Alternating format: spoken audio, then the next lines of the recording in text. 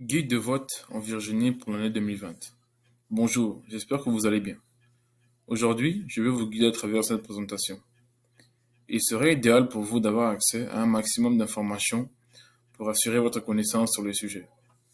Voilà pourquoi nous avons traduit cette présentation en plusieurs langues. Merci. Aujourd'hui, nous apprendrons comment s'inscrire pour voter, où s'inscrire et pourquoi voter, et pourquoi il faut s'inscrire. Nous parlerons également des dates limites et des dates clés pour voter en 2020.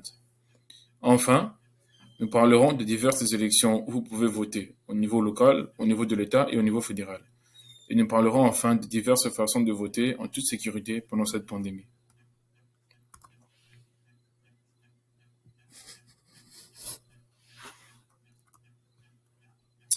Avant de commencer, j'aimerais mentionner une chose. L'information contenue dans cette présentation est destinée à vous éduquer sur vos avantages en tant que citoyen américain. Il est également destiné à fournir de l'information et de préparer les gens pour le processus de vote. Cette présentation ne devait être en aucun cas considérée comme un service de conseil juridique. Bénéfices de citoyenneté américaine. Obtenir un passeport américain. Le passeport américain vous permet de voyager avec tous les droits et privilèges comme tout autre citoyen américain. Possibilité de voter. Vous avez le privilège de voter et d'accomplir vos devoirs civiques en tant que citoyen américain. Seuls les citoyens ont la possibilité d'élire des dirigeants qui, selon eux, représenteront le mieux eux-mêmes, leur famille et leur communauté. Emmenez vos familles aux États-Unis. Les citoyens américains peuvent déposer des pétitions d'immigration auprès du gouvernement pour se réunir avec les membres de leur famille. Ne pas être expulsé. Devenir citoyen américain vous protège, vous et vos enfants, de l'expulsion. Citoyenneté pour vos enfants. Les enfants de moins de 18 ans, qui sont des résidents permanents légitimes, deviennent automatiquement citoyens américains lorsque leurs parents deviennent naturalisés. Bourses et subventions. Après la naturalisation, vous obtiendrez un accès complet à certains programmes de bénéfices gouvernementaux, comme l'aide aux collèges fédéraux, pour en citer d'autres. Les bourses et les subventions sont offertes uniquement aux citoyens américains. Se présenter aux élections. Seuls les citoyens des États-Unis peuvent voter. Les citoyens américains naturalisés peuvent se présenter pour postuler pour la plupart, mais pas tous, des charges publiques élues. Par exemple, un citoyen naturalisé ne peut pas se présenter à la présidence des États-Unis parce qu'il n'est pas un citoyen né naturellement des États-Unis. Mais son enfant, qui est né aux États-Unis, lui peut. Emplois fédéraux. La plupart des emplois fédéraux sont réservés aux citoyens américains. Le droit de vote, l'histoire du vote aux États-Unis. Le droit de vote dont nous jouissons aujourd'hui n'a pas été gagné librement. Les gens ont fait la guerre pour obtenir le droit à l'autodétermination. Ensuite, il y a eu des moments où un seul homme blanc qui possédait des biens et propriétés pouvait voter. Il a fallu des décennies de protestations pour que les Noirs, les femmes et tous les autres citoyens puissent voter à l'âge de 18 ans. Nous ne devrions pas tenir pour acquis le droit de décider de qui devrait nous représenter en chef suprême dans ce pays.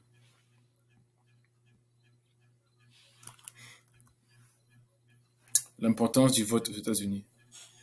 Le vote a une incidence sur tous les avantages de la citoyenneté et sur nos vies. Voici quelque chose à savoir sur les élections américaines. Premièrement, le vote aux États-Unis est privé. Deuxièmement, le vote aux États-Unis est sécurisé. Troisièmement, le vote aux États-Unis nous permet de ne pas être d'accord et d'avoir une autre opinion, de présenter une opinion autre que celle qui est présentée. Et finalement, le vote nous permet d'élire des décideurs de loi qui se soucient de nos enjeux et qui ont pour but d'accomplir nos objectifs. Le pouvoir des nouveaux Américains. Depuis 2000, la taille de l'électorat immigré a presque doublé pour atteindre 23,2 millions. Et depuis 2014, plus de 5,3 millions de personnes sont devenues des citoyens naturalisés des États-Unis et environ 3 millions après l'élection de 2016. Plus de 23 millions d'immigrants américains pourront voter à l'élection présidentielle de 2020, ce qui représenteront environ 10% de l'électorat total du pays. La Virginie compte une importante communauté d'immigrants qui représente 13% de la population totale de l'État de la Virginie.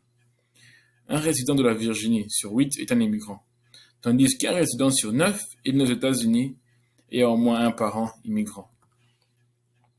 Et votre vote compte-t-il vraiment? Les politiques d'immigration sont au centre de la prise de décision électorale pour les nouveaux Américains. Beaucoup d'entre vous pourraient penser que votre vote ne fera pas de différence, ou que le processus de vote est compliqué. La vérité est qu'il y a des élections qui ont été décidées par un seul vote ou une seule circonscription. Et de plus, un vote unique peut modifier le résultat d'une élection. Les exigences du voteur en Virginie.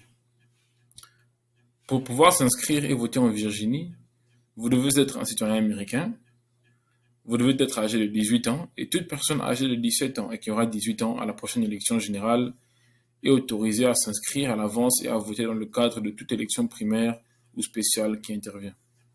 Ensuite, vous devez être un résident de la Virginie et une personne qui est venue en Virginie à des fins temporaires et qui a l'intention de retourner dans un autre État n'est pas considérée comme un résident aux fins de vote. Vous devez vous inscrire pour voter au moins 22 jours avant l'élection à laquelle vous souhaitez voter. Vous ne devez pas revendiquer le droit de vote dans un autre État et vous ne devez pas être déclaré mentalement incompétent par un tribunal. Finalement, vous ne pouvez être un criminel condamné à moins que votre droit de vote n'ait été rétabli. Qu'avez-vous besoin pour voter?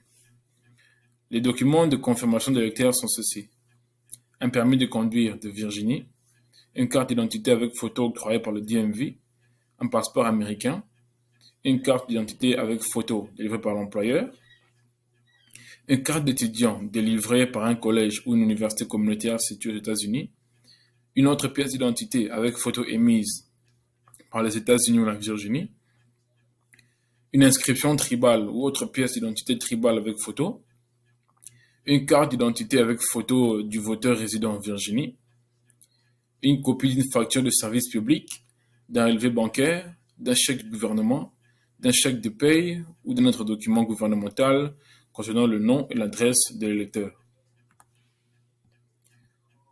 Où s'enregistrer pour voter? Les bureaux locaux d'inscription des électeurs se trouvent sur www.vote.election.virginia.gov. Des copies de formulaires d'inscription sont disponibles en espagnol, en coréen et en vietnamien. Vous pouvez vous enregistrer dans des bureaux de l'État ou des administrations locales lors de la demande ou de la recertification d'une aide temporaire pour les familles qui sont dans le besoin, le SNAP, WIC, Medicaid ou Rehabilitation Services. Vous pouvez aussi vous enregistrer dans les bureaux gouvernementaux de l'État qui offrent des programmes financés par l'État et dont l'objectif principal est de fournir des services aux personnes handicapées.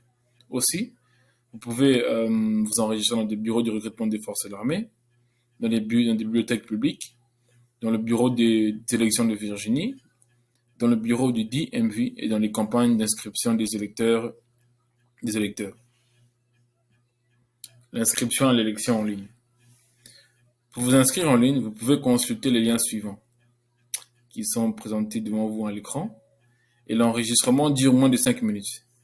Et avant d'y aller, assurez-vous d'avoir tous vos documents comme votre numéro de sécurité sociale et votre numéro d'identification. Bureau d'enregistrement à Harrisonburg et Rockingham County.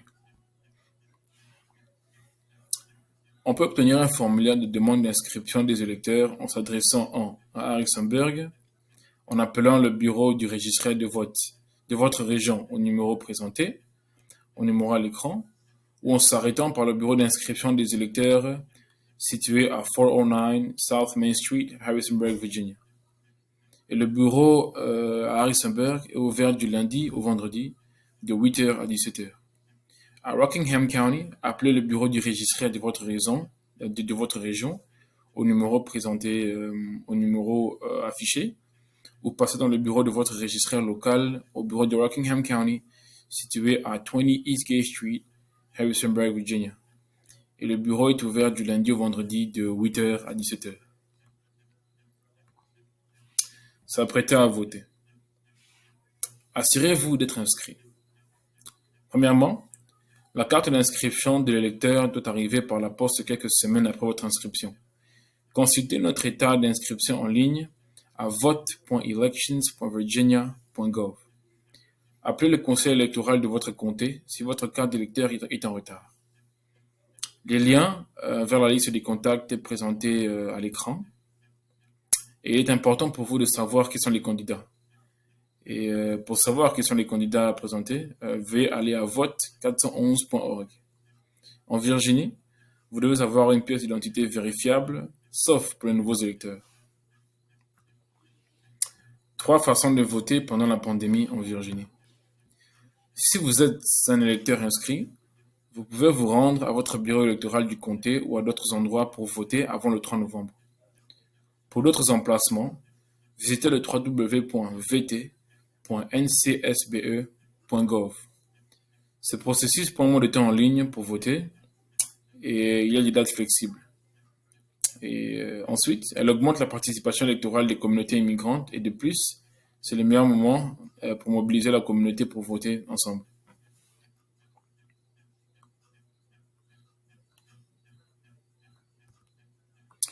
Le vote par mail et le vote par correspondance. Vous pouvez voter plus tôt au bureau du registraire de votre localité 45 jours avant le jour de l'élection et jusqu'au samedi précédent le jour de l'élection. À compter de 45 jours avant le jour de l'élection, rendez-vous au bureau du registraire local ou à un bureau de votre satellite, de votre comté ou de votre ville. Vous êtes en service actif, si vous êtes en service actif dans la marine marchande ou dans les forces armées ou un conjoint ou une personne à charge d'un militaire en service actif. Si vous résidez temporairement à l'extérieur des États-Unis, vous pouvez voter par correspondance. Si vous avez déménagé dans un autre État moins de 30 jours avant une élection présidentielle et vous demandez un bulletin de vote pour les électeurs présidentiels et vice-présidentiels seulement. Et finalement, vous pouvez voter par correspondance si vous avez 65 ans ou plus.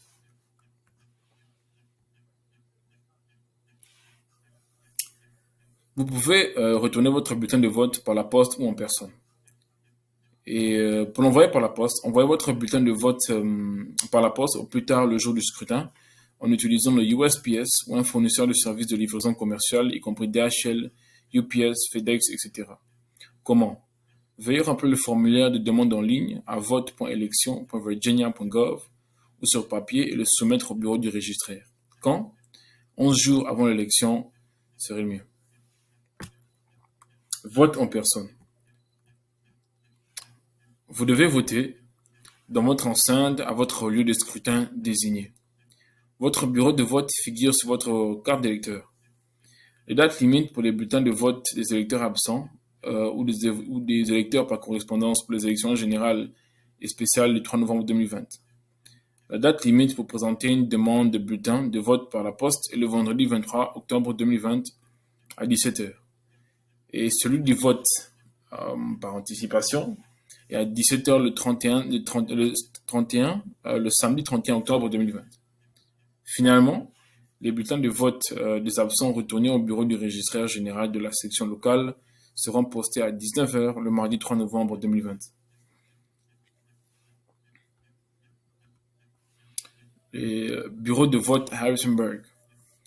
Il y a le premier bureau de vote, c'est le Convocation Center à JMU.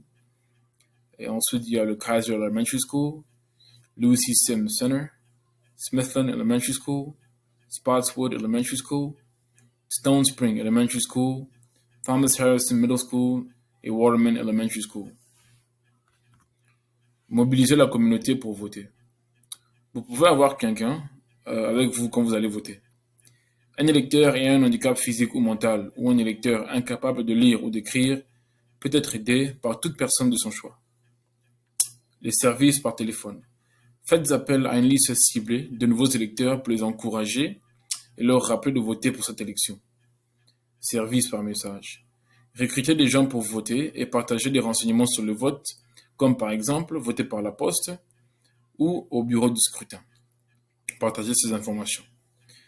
Les réseaux sociaux ou les médias sociaux. Encouragez les gens à aller voter via les médias sociaux avec des histoires de nouveaux électeurs américains, les informations essentielles nécessaires pour voter. Vote anticipé. Les associations, les centres communautaires, les communautés religieuses peuvent se rendre au centre de vote anticipé désigné et en avance. De cette façon, vous n'aurez pas à faire la queue le jour des élections. Aide pour le vote par la poste. Répondez aux questions par téléphone et aidez avec les timbres s'il le faut.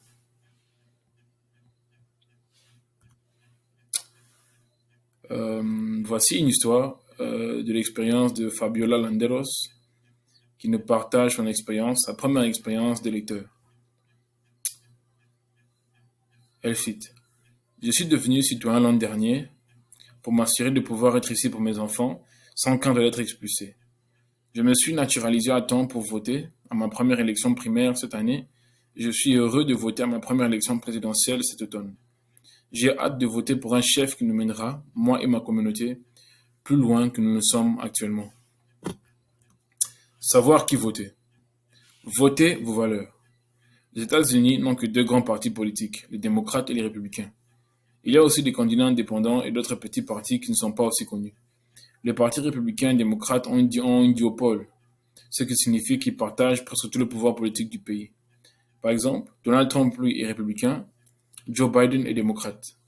Votez vos valeurs. Élections au niveau fédéral.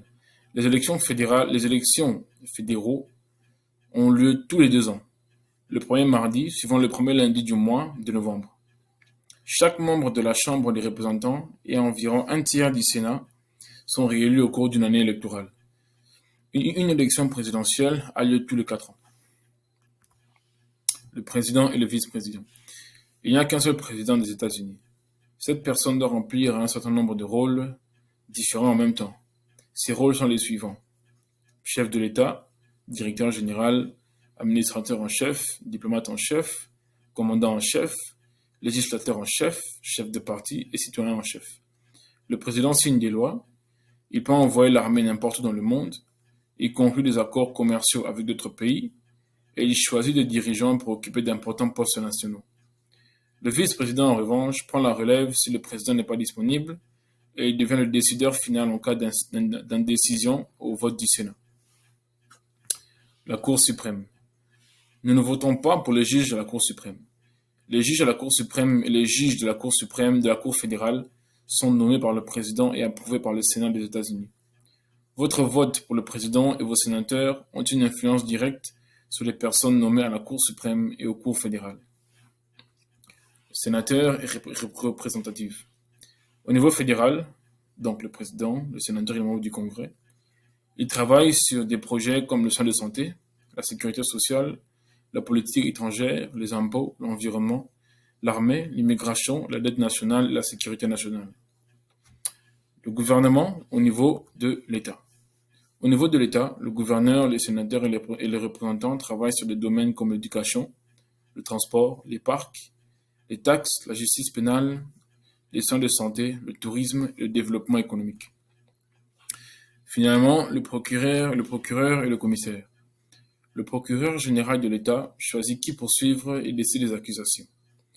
Il offre des ententes de plaidoyer, il enquête sur la criminalité dans l'État et il mène des procès et des appels à la Cour. Le commissaire du comté. Le commissaire du comté approuve les budgets, embauche les employés du comté, est chargé d'embaucher les employés du comté. Le maire et les membres du conseil municipal. Le maire, lui, supervise la police et les pompiers, supervise l'éducation, le logement et le transport dans leur ville. Les membres du conseil municipal établissent des politiques pour la ville, établissent des budgets pour la ville, fixent des objectifs pour la ville et supervisent les grands projets. Merci d'avoir pris le temps de nous suivre. Cette présentation, de suivre sa présentation jusqu'à la fin. Nous vous demandons de partager ceci avec votre entourage afin qu'un maximum de personnes en bénéficient. Merci.